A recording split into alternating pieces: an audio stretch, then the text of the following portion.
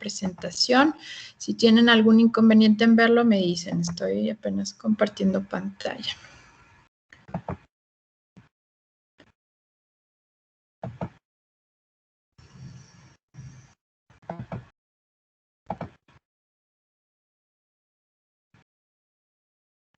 Ahí ya pueden verla, ¿verdad? Mi pantalla. Sí, maestra. Sí, Ale. De acuerdo. Bueno, bienvenidos entonces a este taller de Economía Ambiental en una lección. Yo soy Alejandra Ramos Jaime, fundadora del Movimiento Ecologista La Solución Soy Yo. Mi carrera, yo soy economista. Y bueno, como trabajo de remuneración tengo muchos... bueno, soy como consultora, gestora de riesgos, etcétera, pero también he tenido una parte importante de activismo ambiental, donde he tratado de proporcionar una visión económica, ambiental, a los temas o a los debates actuales en el medio ambiente que yo creo que les hace falta bastante. Y bueno, este taller está respaldado por la Fundación para la Educación Económica, que es una fundación que tiene sede en Estados Unidos, más específicamente en Atlanta, y fue fundada en 1946 con la misión de inspirar, educar y conectar a los futuros líderes con los principios económicos, éticos y legales para una sociedad libre y abierta. Desde el año 2019, la fundación ha extendido su área de influencia a la población de habla hispana, con su proyecto de FI en español, al que pueden recurrir, y en su página de internet igual pueden acceder o requerir muchísimos más cursos de otros temas como emprendimiento, economía, liderazgo, etcétera, etcétera, y todos ellos son, por supuesto, gratuitos. Entonces, bueno, habiendo dicho eso y dándoles la bienvenida, les voy a comentar un poquito cómo va a ser este taller, que es sobre economía del medio ambiente. Primero vamos a empezar con un ejercicio que tiene técnicas narrativas sobre diferentes problemas ambientales. El ejercicio que acabo de mandar por mail simula hacer un periódico que se llama El Ambientalista y que tiene 3 noticias. Las 3 noticias son pues falsas, hipotéticas, yo las escribí, pero están basadas en problemas que pueden haber sido reales específicamente, o sea, son temas comunes como la conservación de especies, los conflictos ambientales, este conflicto entre desarrollo económico y medio ambiente, etcétera. Entonces, primero vamos a acceder a ese ejercicio, después vamos a entender un poquito, a conceptualizar lo que es un conflicto ambiental, que es muy importante que lo entendamos antes de empezar a desarrollar este curso, que entendamos que es un conflicto ambiental. Después vamos a pasar a la resolución de los ejercicios de este periódico hipotético que les comento.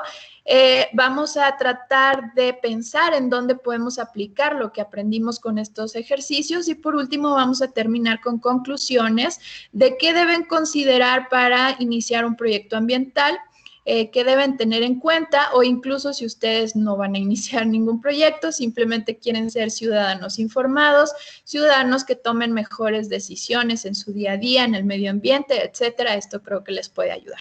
Entonces, iniciamos con el ejercicio. Les pido una disculpa porque este link, normalmente yo los mandaba un link, pero tengo unos problemas técnicos con esta página y no he podido resolverlos, entonces por eso lo mandé por mail.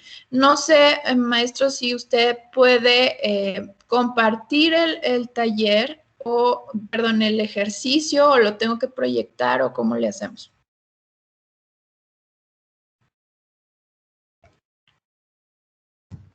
Listo, maestra. Ya está compartido, a ver si lo pueden ver.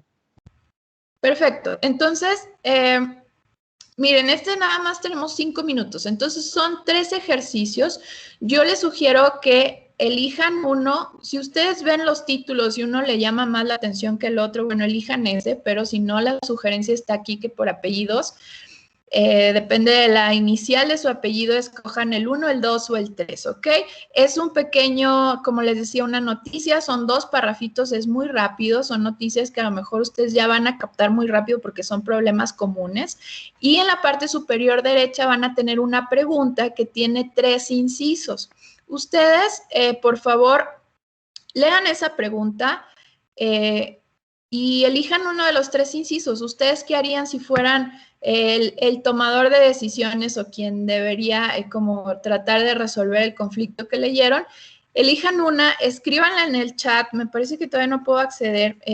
Esto no es un examen, yo no les voy a hacer preguntas, no voy a calificar qué opción pusieron, pero el que las vayan escribiendo me da pauta a mí para ir viendo si ya terminaron el ejercicio y podemos avanzar, ¿ok? Simplemente es para eso. Entonces, por favor, 5 minutos, son las 10:13, entonces a las 10:18 o 19 continuamos con este ejercicio y por favor, bueno, les doy 5 minutos para leerlo.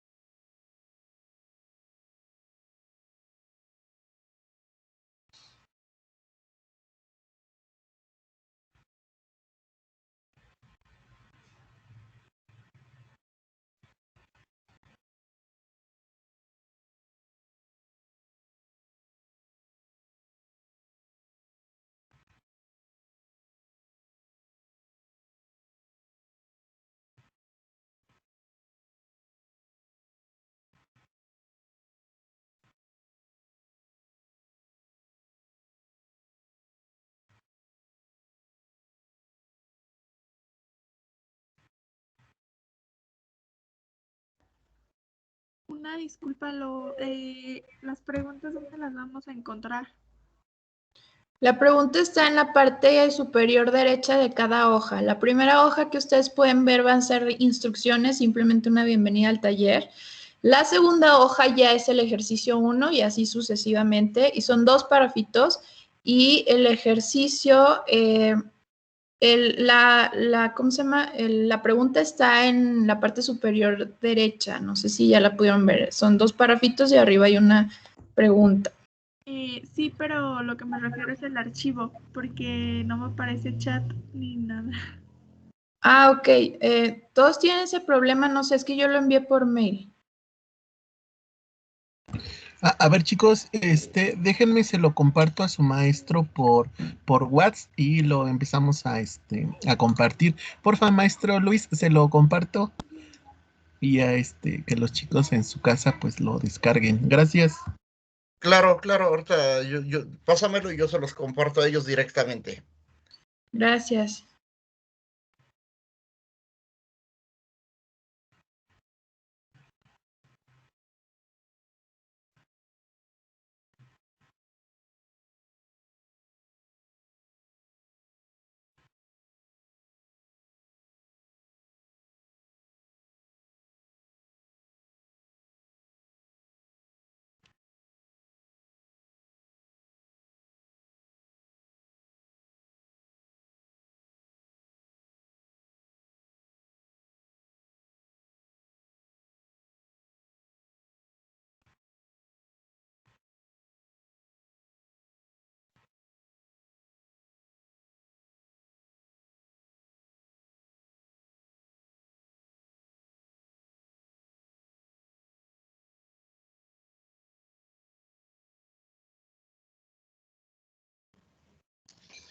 Listo, acabo de compartírselos.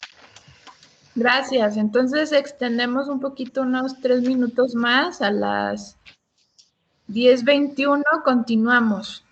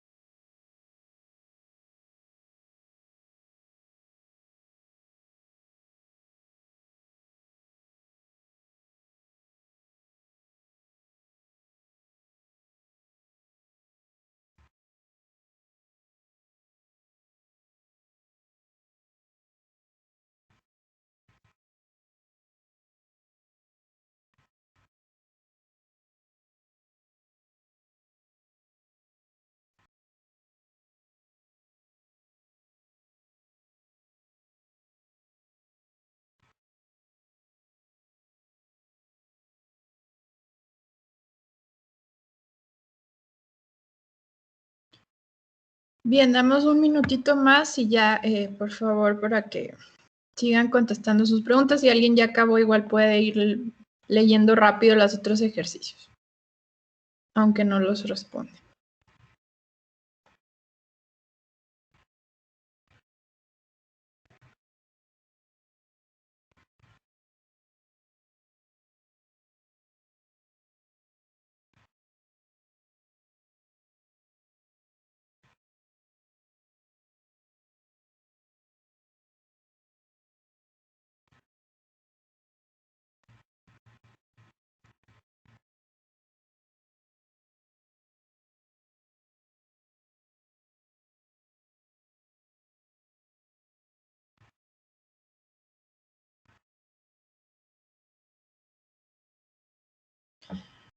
Listo, pues bueno, espero ya hayan podido tener el tiempo de contestar al menos uno de los ejercicios. Voy a ir avanzando para, bueno, no retrasar este taller.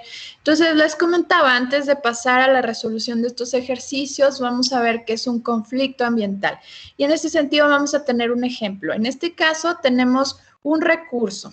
Todos los conflictos ambientales se dan sobre ciertos recursos. En este caso vamos a tener un área verde, pero puede ser el agua, puede ser cualquier mineral, puede ser el aire limpio, puede ser cualquier, no sé, el mar, el océano, algún río, lo que sea, ¿no? Puede ser cualquier recurso. Para entenderlo en este caso, vamos a imaginar que tenemos un área verde. ¿Qué sucede? Que tenemos distintas demandas para usar esa área verde. Por ejemplo, una fábrica puede querer instalarse ahí, como usarla como un terreno para poner su fábrica y ahí pues tener sus operaciones. Pero también puede haber quienes busquen que esa área verde se use como conservación, que se mantenga como un ecosistema que se use de conservación nada más para las especies de fauna y flora y demás. Entonces, aquí tenemos un conflicto ambiental y lo que pasaría normalmente es que emitiríamos un juicio de valor, es decir, vamos a decir, yo prefiero que ganen los conservacionistas, ¿no? En este caso, yo creo que la mayoría hubieran dicho eso, yo prefiero la conservación de esta área verde porque parece un fin más noble, porque a lo mejor a mí me gustaría ir a ese bosque y usarlo como un área recreativa o algo, lo que sea. Pero en la realidad es mucho más complejo que esto, porque, por ejemplo, ¿qué pasaría si yo les dijera que esta fábrica va a ser una fábrica de vacunas para COVID o una fábrica de medicamentos para el cáncer? O sea, ¿qué pasa con todas esas personas que demandamos vacunas para COVID o medicamentos o lo que sea, con las personas que demandan empleo en esa fábrica, que necesitan un empleo, con las personas que demandan todo ese tipo de cosas? Y las cosas se empiezan a complicar cada vez más y decidir en qué vamos a usar ese bosque se vuelve mucho más complicado, porque por supuesto es importante que las personas tengan empleo, que las personas tengamos vacunas, etcétera, etcétera. Y a esto súmenle que, bueno, en realidad la mayoría de los recursos tienen más de 2 demandas, es decir, este bosque también puede ser demandado para la industria de los muebles o de la construcción o para poner ahí una nueva colonia o N cantidad de cosas, ¿no? Entonces, todo esto se vuelve más complicado y nuestro objetivo siempre va a ser, bueno, cómo resolver los conflictos ambientales de la manera en que nos beneficie mucho más socialmente, pero con el menor impacto ambiental posible. Y eso es, bueno, lo que tenemos que hacer siempre como sociedad, ¿no? Al final de cuentas. Entonces, en ese sentido, avanzamos a los ejercicios que teníamos. El primer ejercicio nos va a hablar de qué herramientas se pueden usar para lograr objetivos ambientales. Y lo que sucedía en el primer ejercicio, para quienes no hayan leído para quienes no hayan elegido ese ejercicio, es que había un grupo de activistas que estaban demandando y protestando en frente de un ministerio de medio ambiente sobre la conservación de elefantes, una especie que había venido, bueno, bajando la población porque hay caza furtiva de elefantes y además también los locales atacaban a los elefantes una vez que estos eran como considerados como una amenaza para los cultivos, porque bueno, las manadas de elefantes arrasan con cultivos enteros en su paso cuando van caminando, migrando, etcétera, y entonces esto hacía que los locales mataran a elefantes que se acercaban a la zona.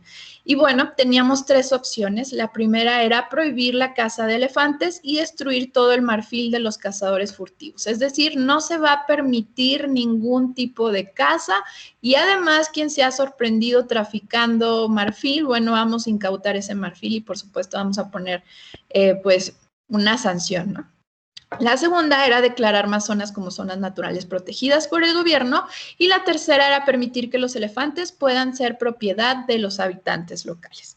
Entonces, antes de avanzar con esto, yo les quiero decir que todas las notas que ustedes leyeron y todas las opciones que ustedes leyeron son opciones que países ya han optado por ellas, es decir, un país ya optó por la opción A, un país ya optó por la opción B y otro país ya optó por la opción C. Entonces, ¿cuáles fueron los resultados que obtuvieron cada uno de ellos y qué podemos aprender de eso?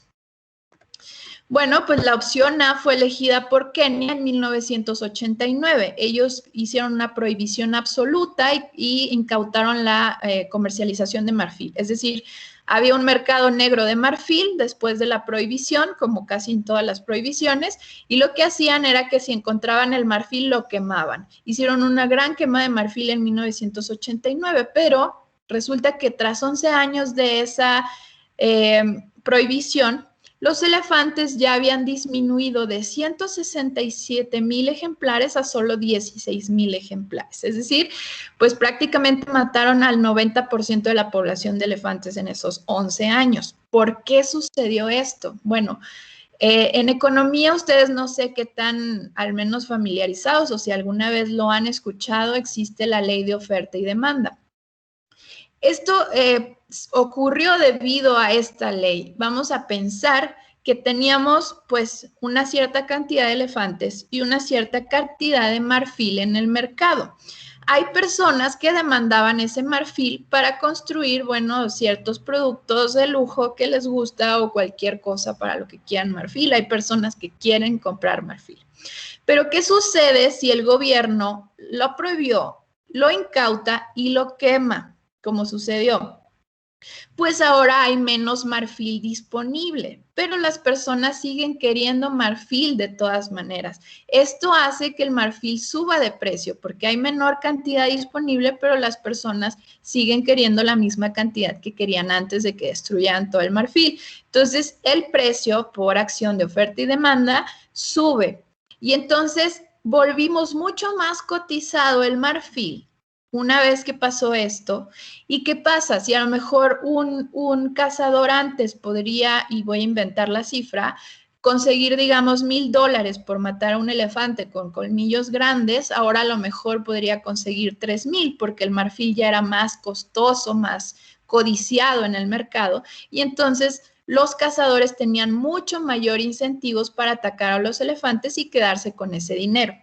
Al final de cuentas, quien no mataba a ese elefante se arriesgaba a que el vecino sí lo matara y los $3,000 fueran para el vecino. Entonces también tenían todas las incentivos para ellos ser quienes más mataran elefantes y más consiguieran ese dinero. Vaya, para hacer el resumen, el gobierno les hizo el trabajo y hizo que su negocio fuera mucho más próspero, que valiera mucho más el marfil y les dio como pues una muy buena patadita a sus ventas, por así decirlo, y esto fue lo que ocasionó que la población de elefantes se redujera en un 90%. Ahora, ¿qué pasa con declarar más zonas como zonas naturales protegidas por el gobierno? Bueno, pues esto también ya sucede. De hecho, África tiene más de 1,200 zonas naturales protegidas que representan una extensión territorial de, vamos a decir, 2 millones de kilómetros cuadrados, que representa una extensión similar a México. Esto, de todas formas, no ha dado grandes resultados. Seguimos viendo especies amenazadas y, bueno, que cada día vemos noticias de que, bueno, el rinoceronte tal ya está por desaparecer, que quedan tantos ejemplares nada más, etcétera. Entonces, ¿por qué a pesar de que tienen 1,200 zonas naturales protegidas con una extensión gigante, no están logrando que esto pues tenga un impacto positivo? Y la razón es, bueno, es que Declarar una zona como zona natural protegida es simplemente firmar un papel. Para que la zona funcione realmente como zona natural protegida requiere un gasto inimaginable. Imagínense ustedes que tengan que instalar cámaras de videovigilancia, tener censos de población de diferentes especies, pagarle a muchos guardabosques, darles vehículos y herramientas a estos guardabosques para que estén constantemente vigilando la zona, incluso fuera de los mantenimientos de esta zona. Es bueno, si encuentran a un cazador furtivo, llevarlo a la justicia y que en ese país no exista corrupción, que existan las instituciones realmente para dar, pues, justicia a este tipo de temas. Entonces se requiere todo un gasto gubernamental gigante para que esto funcione, y muchas de las veces pues estos países ni siquiera han logrado superar problemas como la pobreza, problemas como el hambre, problemas de salud importantes, y no pueden dedicar tantos recursos a este tipo de acciones. Imagínense ¿cuánto les costaría, o sea, a un país? O sea, imagínense que México, todo México fuera una zona natural protegida, que no se pudiera cazar, que no se pudiera hacer nada de ese tipo de cosas. ¿Cómo le harían para estar vigilando constantemente un territorio tan grande como México, teniendo toda la infraestructura y toda la tecnología puesta en todo el país para que esto sucediera? Es realmente muy difícil, es una labor bastante titánica y a veces pues prácticamente imposible, sobre todo para países como los países africanos. Y en tercer lugar tenemos permitir que los elefantes puedan ser propiedad de los habitantes locales. Zimbabue y también Botsuana, aunque no lo anoté aquí, autorizaron a los locales tener propiedad sobre los elefantes. ¿Qué permitió esto? Bueno, los locales empezaron a ver a los elefantes como una propiedad que debían cuidar porque era parte de su negocio, es decir, lo capitalizaron y pues empezaron a regular ellos mismos la caza de elefantes y a verlos como un activo que les daba dinero. Es decir, si la manada es mía y yo tengo, o sea, soy un local de por la zona y esta manada de elefantes puede ser mía, yo la puedo capitalizar, por ejemplo, para actividades turísticas. Yo la puedo capitalizar incluso para la caza, pero no voy a permitir que nadie llegue a cazar un elefante, por ejemplo, que está embarazada o que tiene una cría pequeña o que es la matriarca en el poder en ese momento o cualquier cosa. Entonces, a lo mejor van a preferir simplemente permitir que se casen pocos elefantes, se casen a los más viejos, a los más enfermos, etcétera, etcétera. Y esto lo que resultó fue que la población de elefantes en un corto periodo iba aumentando y aumentó de 40,000 a 50,000 elefantes en un territorio que era mucho más desventajoso incluso que el de Kenia. Y esto, bueno, tiene sentido. Si ustedes tuvieran un rancho ganadero de vacas o incluso, no sé, un aserradero con pinos, ustedes no talarían todos los pinos este año.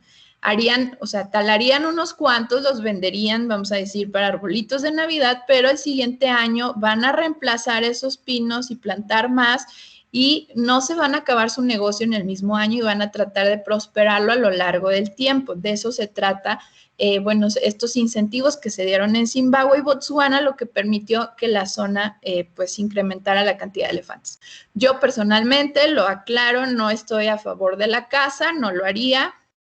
No me gusta, pero sí hay que aceptar que finalmente esto trajo un resultado mucho más positivo al fin que queremos, que es conservar la especie e incluso no solo conservarla, sino aumentar la población de elefantes, que es lo que trajo una prohibición como la parte de Kenia o lo que trae los decretos de zonas naturales protegidas, que muchas veces no funcionan o están como parte de una red de corruptela muy importante. Y bueno, este fue el primer caso y ya podemos más o menos ver qué ha pasado en diferentes países que han optado por este tipo de consecuencias y entendimos un poco cómo funcionan los precios y propiedad versus cómo funciona el control gubernamental sobre una conservación de especies. Pero hay problemas que todavía no están que aún no se han resuelto y hemos oído mucho recientemente sobre la sequía, que está experimentando México, que estamos cerca de llegar al día cero en el suministro de agua.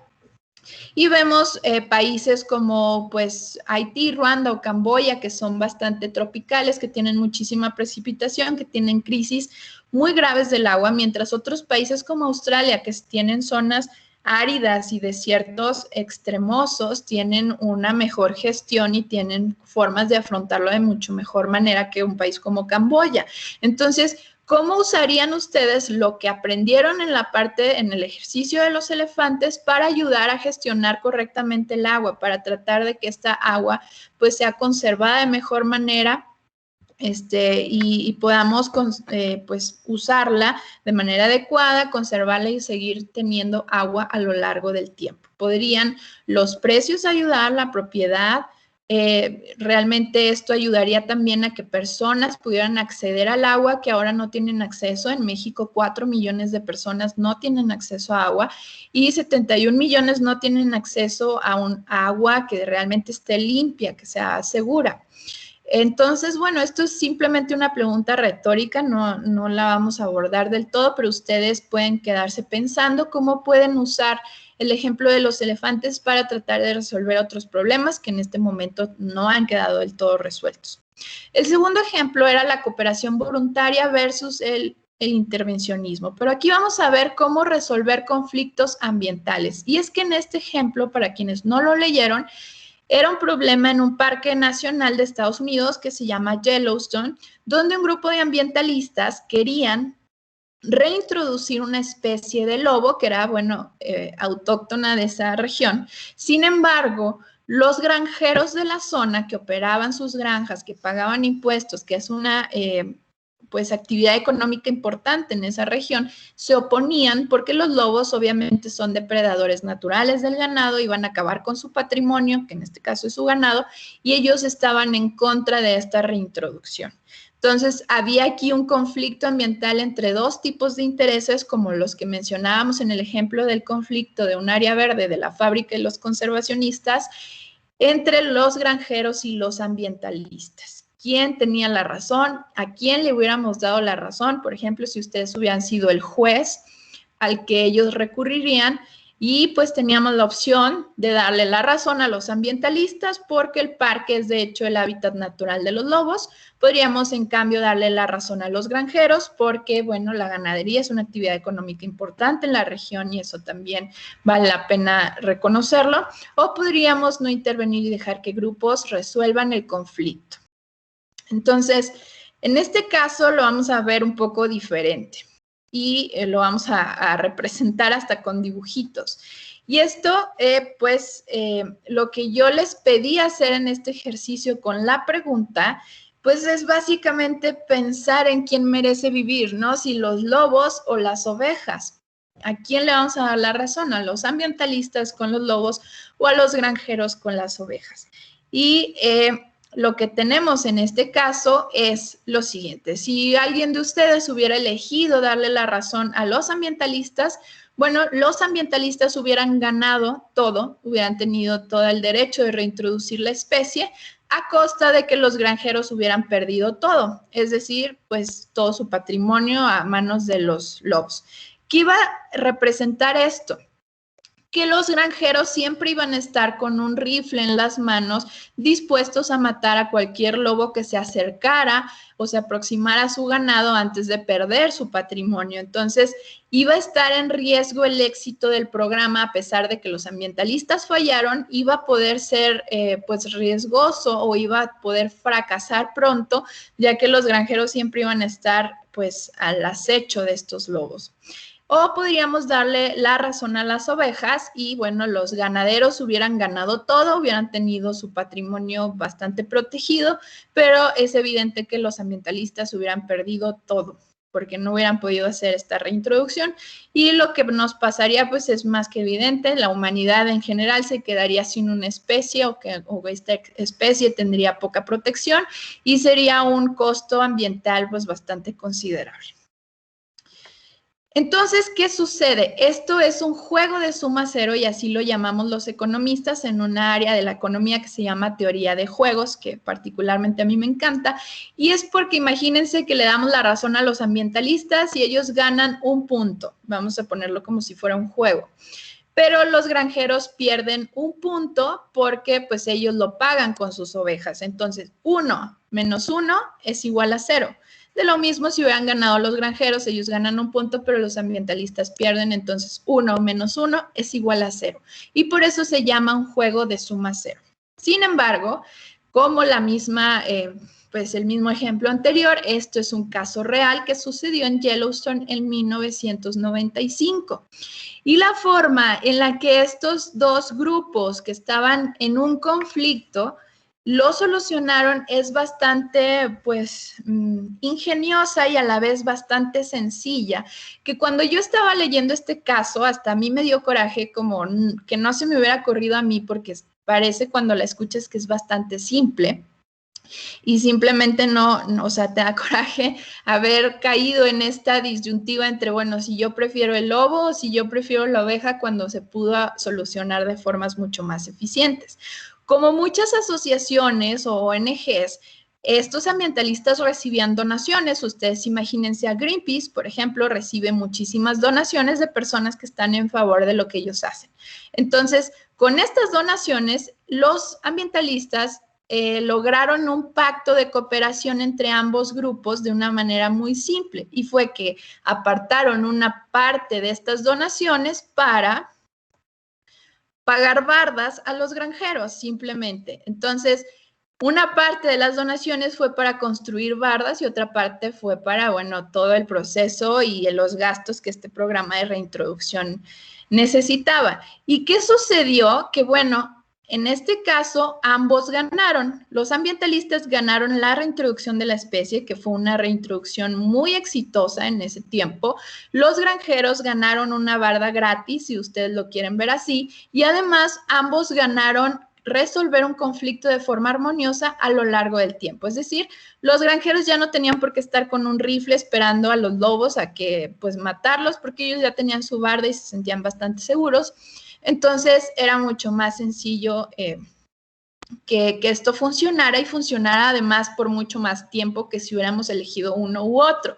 Y a este tipo de escenarios, entendamos o recordemos que el otro se llamaba juego de suma cero, a estos les llamamos juegos de ganar-ganar o escenarios de ganar-ganar, porque ambos ganaron. Los ambientalistas ganaron una reintroducción exitosa, entonces vamos a darles un punto, y los granjeros ganaron una barda gratis y su patrimonio seguro, vamos a darle otro punto. Entonces aquí es 1 más 1 igual a 2, mientras en el escenario anterior era 1 menos 1 igual a 0. Y así, bueno, fue como ellos resolvieron este conflicto.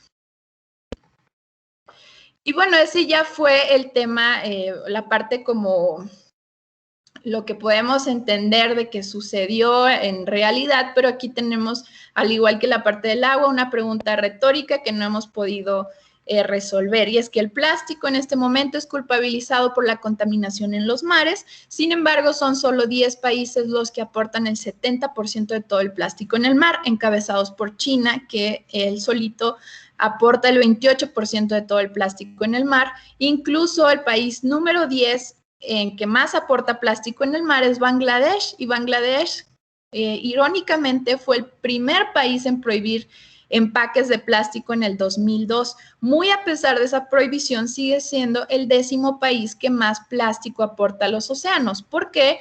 Porque vamos a decir que Bangladesh simplemente consume, vamos a poner un ejemplo, 1 kilogramo de plástico por mes, cada habitante, por decir un ejemplo. Pero ese kilogramo de plástico por mes prácticamente es casi seguro que va a terminar en el río Ganges y de ahí vas a desembocar al océano. Sin embargo, países como Alemania, que es el 7º país que más consume plástico, bueno, y cabe resaltar que Bangladesh es el número 178 en consumo de plástico, prácticamente es de los últimos países que más plástico consume, es de los que menos consume en el mundo.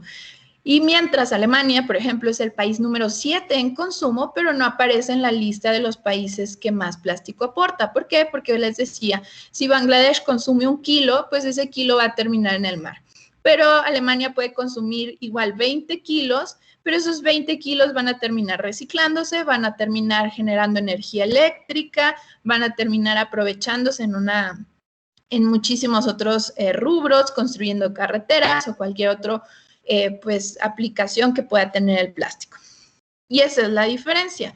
Entonces, ¿puede la innovación y la cooperación entre privados y gobiernos resolver de mejor manera el problema que una prohibición? Prohibir atenta contra la consolidación de un mercado de aprovechamiento de residuos. Y bueno, esto es un poco retórica. Aquí nada más les agrego un slide adicional. Todas estas imágenes que van a ver son imágenes tomadas por mí en una trayectoria que he hecho a lo largo de más de la mitad de los estados de la República buscando tiraderos a cielo abierto, porque he descubierto que el problema no es el plástico y prohibirlo va a traer más problemas a este país o al medio ambiente, porque el problema que estamos ignorando es la pésima gestión de todo tipo de residuos. En México, el 87% de los destinos finales de residuos son tiraderos a cielo abierto.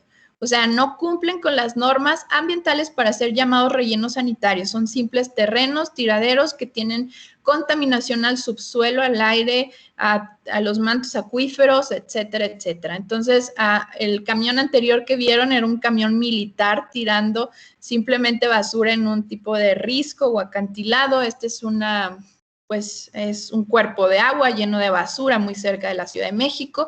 Y bueno, esto es parte más o menos del trabajo que yo he desarrollado como activista ambiental. Me he enfocado mucho en el aprovechamiento de residuos y he llegado a la conclusión de que lo que necesitamos es un mercado de aprovechamiento de residuos, no como lo estamos haciendo ahora, que está, destinado a la corrupción, a la ineficiencia, donde la mayoría de las personas que trabajan en recolectar residuos o reclasificarlos son voluntarios que viven en la informalidad, en los peligros, en la indiferencia y demás, en vez de proveerles empleos seguros y dinámicos y con una buena remuneración, pues los estamos orillando a eso, en vez de invertir en infraestructura y tecnología como otros países. Pero bueno, se queda igual como una pregunta que ustedes pueden seguirse haciendo, o si quieren conocer más de mi investigación, me pueden seguir en mis redes sociales, que estoy como Ale Ramos Jaime en todas ellas, y ahí comparto mucha más información. Por último, teníamos el ejercicio número 3, que era ¿qué relación existe entre prosperidad y el cuidado del medio ambiente? Y aquí era simplemente un congreso donde, un activista señalaba a los países más ricos como los responsables de la degradación del medio ambiente y teníamos 3 opciones: aplicar un impuesto a todo aquel que explote recursos naturales, iniciar una campaña en favor del comercio local o buscar mayor crecimiento económico en los países. Y bueno, la primera, aquí me voy a ir mucho más rápido porque se nos está acabando el tiempo. La primera es aplicar un impuesto a todo aquel que explote recursos naturales. Y aquí lo que tenemos que entender es que a lo mejor si prohibimos que extraigan cualquier mineral de las minas o que usen el agua o cualquier otro recurso, o les ponemos impuestos altos, pues a lo mejor sí vamos a evitar que se extraigan o contamine o lo que sea. Pero ¿a costa de qué? Va a tener un impacto social muy grave, es decir, muchas personas se van a quedar sin empleos, muchas personas van a caer en la pobreza, muchas personas incluso pueden hasta morir de hambre, porque pues aceptémoslo, toda actividad económica o toda actividad humana requiere un impacto. Y hay personas que, necesitan un empleo, necesitamos de ciertos insumos, necesitamos, para construir los celulares o computadoras desde donde ustedes están tomando estas clases o siguiendo su educación, pues necesitamos extraer minerales y demás, y esas personas necesitan los empleos para trabajar en eso, etcétera, etcétera. Entonces, ¿a costa de qué? A costa de un gran impacto social. Y no se trata tampoco de hacer eso, no se trata de ignorar la necesidad humana de prosperar, sino de hacer un balance entre el progreso, pero también el cuidado del medio ambiente. Llegar a ese balance es un poco más complicado, pero este tipo de acciones donde simplemente ponemos impuesto a todos o prohibimos todo, puede llegar a tener un costo ambiental, más bien un costo social muy elevado que no equipara los beneficios ambientales. En segundo, era hacer una campaña en favor del comercio local y hablamos muy padre del comercio local casi siempre y no es que sea malo, sí es bueno, pero hay que entender cuándo. Yo soy de Coahuila, una región bastante árida en el norte del estado que todavía entra dentro del desierto de Chihuahua, donde allá no se nos da nada, prácticamente son tierras bastante difíciles de cultivar y solo tenemos nuez. Entonces producimos muchísima nuez, más de la que podríamos consumir y por supuesto hacemos dulces de nuez, hacemos feria de la nuez y todo es de la nuez, pero eso por supuesto es ecológico.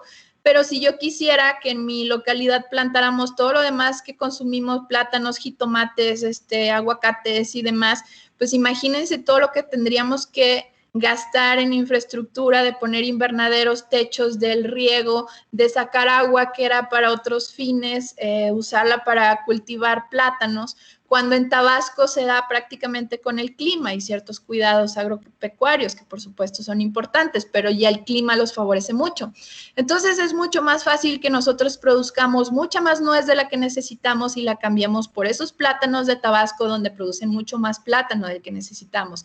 Es ecológico que nosotros consumamos mucha más nuez y que en Tabasco, por supuesto, su dieta a todo le pongan plátano.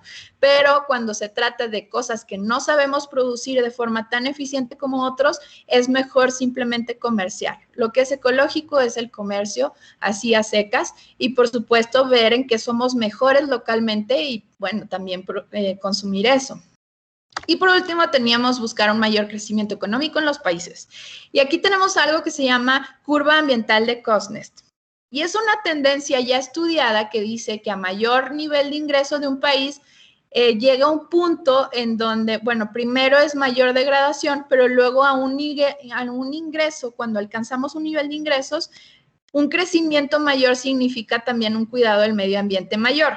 México, que es un país todavía en desarrollo, está en esta parte de la curva, donde todavía estamos creciendo y degradando el medio ambiente. Cuanto más crecemos, más lo degradamos. Pero los países más ricos ya están acá. Por ejemplo, Islandia antes tenía muchos menos bosques de los que tiene ahora. China incluso ya está reforestando a una tasa muy acelerada porque ya está alcanzando ciertos niveles de ingresos que le permite cuidar mejor del medio ambiente. Y esto tiene sentido porque si una persona muy pobre de Kenia no tiene ni para comer, va a matar una jirafa, que una jirafa le puede dar hasta 7 meses de salario promedio de Kenia simplemente por vender su carne. Mientras una persona de Suecia pues ya tiene cubiertos su alimentación, vestido, educación, todas sus necesidades y pues ya empieza a demandar, por ejemplo, que sus bosques estén limpios, que frente a su casa haya un área verde, que el agua esté limpia, que el aire que respira esté limpio y demás, y ya no se atrevería probablemente a matar una jirafa o cualquier animal de su zona simplemente por ir a comer algo. Ya tiene cierta capacidad de tener este tipo de tomar este tipo de decisiones distintas. Entonces, no quiere decir que porque México está en esta parte de desarrollo, no nos deba importar el cuidado del medio ambiente. Por supuesto que no. Simplemente quiere decir que no está peleada la prosperidad con el medio ambiente y que, de hecho, si no resolvemos los problemas sociales como el hambre, como las enfermedades, las guerras y demás, no vamos a poder resolver los problemas ambientales tampoco. Para resolver los problemas ambientales también tenemos que pensar en que la gente ya pueda comer, ya no se esté muriendo de hambre y ya no tenga la necesidad de ir a talar árboles, de ir a cortar leña para encender pues lo que vendría siendo su estufa, o ya no tenga necesidad de ir a cazar animales en peligro de extinción. Y bueno, ya resumiendo, ¿qué debemos considerar para un proyecto innovador? Primero, construir escenarios de ganar-ganar, lo vimos en el caso de los lobos, y no nada más para un proyecto ambiental, cualquier proyecto que ustedes quieran hacer, ya sea un proyecto social o incluso si ustedes tienen una idea y quieren ser emprendedores, traten siempre de construir escenarios de ganar-ganar y no de caer en escenarios de suma cero, porque esto va a hacer que la gente coopere con ustedes a pesar de que no tengan los mismos intereses que ustedes. Por ejemplo, los granjeros, en el caso de los lobos, a lo mejor ellos les importaba un comino, lo que pasara con los lobos, no tenían ningún tipo de conciencia ambiental, les vale. Vamos a poner el ejemplo. Aún así, en un escenario ganar-ganar, ellos están incentivados a cooperar a pesar de no tener los mismos incentivos y no tienen que esperar los ambientalistas a que todos tengan conciencia, a que todos tengan la misma causa, a que todos sigan la misma, o sean altruistas todos y demás. Si construimos escenarios de ganar-ganar, pues nos ahorramos, o es como un atajo, vamos a decir, para que todos cooperen en la forma que nosotros queremos que cooperen. El afán de lucro no lo vean como algo malo, lo que está acabando con el medio ambiente y demás, que eso es la razón por la que estamos así. ¿Por qué no? El afán de lucro existe siempre. Simplemente hay una gran diferencia entre usarlo a favor o en contra. En el ejemplo de Kenia, cuando prohibieron la caza y prohibieron el marfil, ahí hubo afán de lucro, porque los cazadores usaron, ahora que era más cotizado el marfil, empezaron a matar mucho más elefantes. Y ahí hubo un afán de lucro, pero hubo un afán de lucro de forma negativa, porque la estrategia simplemente se centró en las buenas intenciones, ignoró que existía afán de lucro, haz de cuenta que no existía y al final de cuentas el afán de lucro pues jugó en contra de los resultados, ¿no? Pero en la parte de Zimbabue, donde le dieron la propiedad a los locales, también había afán de lucro. Los locales con afán de lucro cuidaban a los elefantes, los explotaban en actividades turísticas, también había caza regulada y todo eso también era movido por afán de lucro, pero en una forma positiva, porque esta estrategia reconocía que iba a haber afán de lucro, pero diseñó una estrategia capaz de que ese afán de lucro jugara a favor de los resultados y no en contra como en Kenia. Entonces, reconozcamos, el afán de lucro existe siempre y sí hay formas de que sea causante de malos resultados, pero también hay formas de que sea causante de los buenos resultados. Todo está en cómo diseñemos nosotros las estrategias. En tercer lugar, la rendición de cuentas. Siempre, vamos a decirlo rápido, siempre debe haber un responsable. O sea, cuando algo no es responsabilidad de nadie, pues no va a suceder.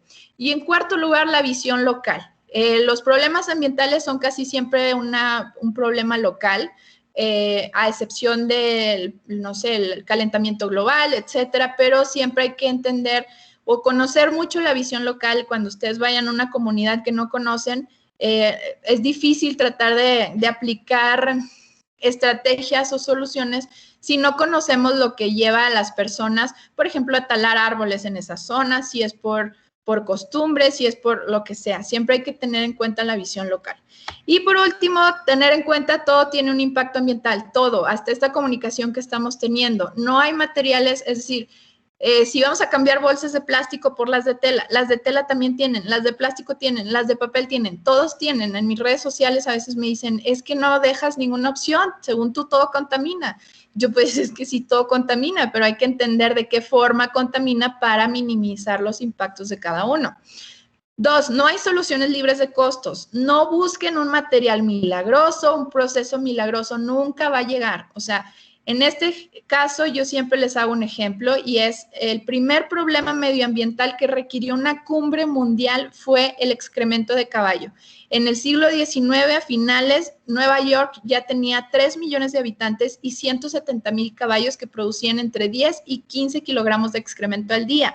Es decir, 2 millones de kilos por día que se acumulaban en las calles, y ese fue su primer problema ambiental que requirió toda una cumbre y nadie pudo llegar a una solución. Años después apareció el coche, ya no había caballos y ya el coche vino a ser la solución para ese problema. Ahora el coche nos trae otros costos, que porque la contaminación, que el tráfico, lo que sea. Y esos costos no quieren decir que el coche sea tan malo que debamos volver a los caballos y pensar que en la Ciudad de México vamos a tener lleno de caballos y lleno de popó, sino pensar en que, bueno, ahora tenemos que innovar sobre esos costos que nos traen y vamos a llegar a una innovación y nuestros nietos a lo mejor van a ser los que afronten las consecuencias de esa nueva innovación y van a tener que seguir innovando constantemente. Esa es la historia de la humanidad y siempre va a ser así. No va a haber ninguna solución milagrosa que no venga sin costos. Lo ecológico es contextual. No busquen que si un material es bueno, un material es malo. Los cepillos de bambú, por ejemplo, si empezamos a consumir todo de bambú en este momento y a cambiar todo el plástico por bambú, pues obviamente la alta demanda de bambú va a hacer que talemos selvas para producir bambú. Imagínense si talamos muchísimas hectáreas de la selva amazónica, por ejemplo, para producir bambú y producir nuestros cepillos de dientes. Eso no va a ser ecológico.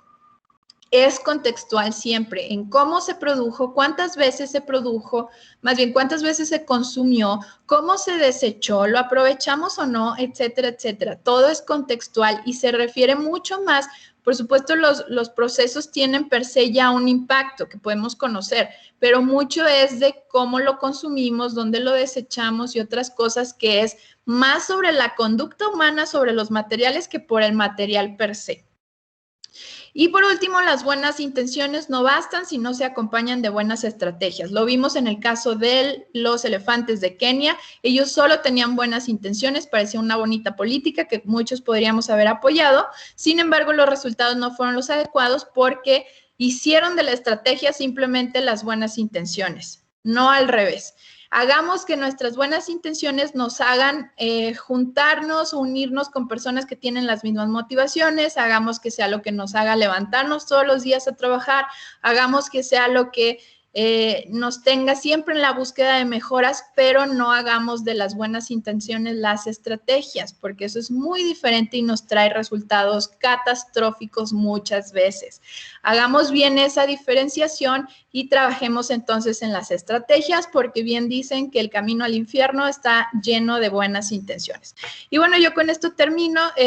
Yo tengo ahí unos 15 minutitos, 20 para si alguno de ustedes tiene alguna pregunta. Si ustedes ya no tienen tiempo y este era nada más el horario establecido, yo les dejo mis redes sociales. Estoy como Ale Ramos Jaime, mi número de teléfono, donde también respondo preguntas o cualquier cosa que tengan si ya no pudieran estar conectados en esta comunicación. Y si no, bueno, de todas formas les agradezco la atención. Espero les haya servido, gustado. Y pues hasta aquí la presentación. No sé si tengan alguna pregunta, tiempo y demás. No, ninguna duda.